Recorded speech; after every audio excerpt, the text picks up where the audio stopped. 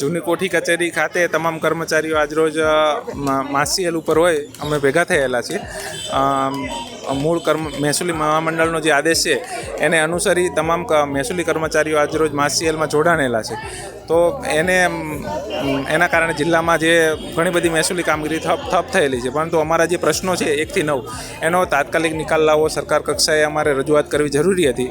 એના કારણે અને અગાઉ આ બાબતે સતત રજૂઆત થવા છતાં સરકારમાંથી હકારાત્મક પ્રતિસાદ ન મળતા આજરોજ માસીએલનો કાર્યક્રમ મહામંડળ દ્વારા આપવામાં આવેલ છે. ખબર નથી શું ગણે છે. અમે ટોટલ 4 માંગણીઓ સરકારમાં કરી છે અને જે વ્યાજબી છે અમારી કે છેલ્લા 10 વર્ષથી 2015ના ક્લાર્કોને પ્રમોશન આપવાની વાત છે કે જે છેલ્લા 10 વર્ષ જેટલો સમય થઈ ગયો છે, પણ એમને પ્રમોશન આપેલ નથી. 2012ના નાયબ મામલતદારોને પણ 13 વર્ષ જેટલો સમય થઈ ગયેલ છે.